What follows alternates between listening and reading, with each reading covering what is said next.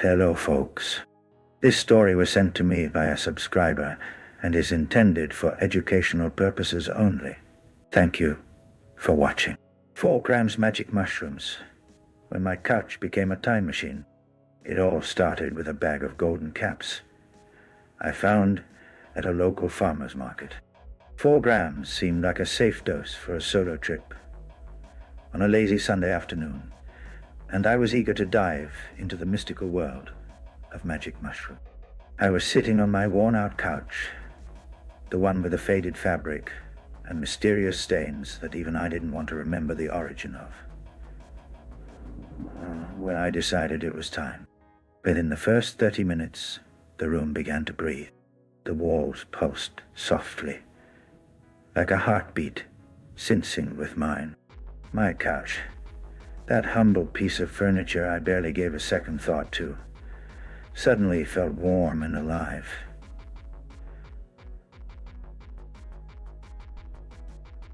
I leaned back and the cushions seemed to sigh in relief, wrapping me in a gentle embrace. Then the weirdness started. The couch whispered, not with words, but with feelings and shapes that danced behind my closed eyelids. It told me stories of people who had sat there before me, tales woven from decades of spilled coffee, late-night cries, and bursts of laughter. Dreams. I swear I could hear faint echoes of conversations and see shadowy figures flickering in the corners of my vision. Suddenly, the couch began to vibrate with an energy that felt both ancient and futuristic. The fabric shifted, colors swirling from dull beige to iridescent blues and purples. Then, with a whoosh, I was no longer in my living room. The couch had transformed into a time machine. I found myself hurtling through streams of light and sound. Time stretched and folded like taffy. Moments from the past, present, and future flashed before me in kaleidoscopic sequences. I saw my younger self awkwardly trying to impress a crush, a future version of me waving from a sleek spaceship, and even my cat judging me from some interdimensional perch. Whoa! The couch time machine dropped me into a bizarre dimension where furniture had feelings and desires.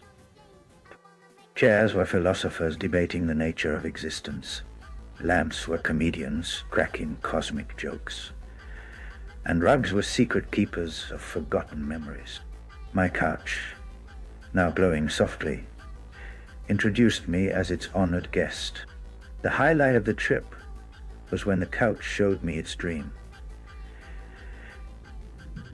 It wanted to become a roller coaster, not just any roller coaster, but one that took riders on emotional highs and lows, laughter loops, and moments of deep reflection. It promised thrills unlike any theme park could offer, with no lines or expensive tickets.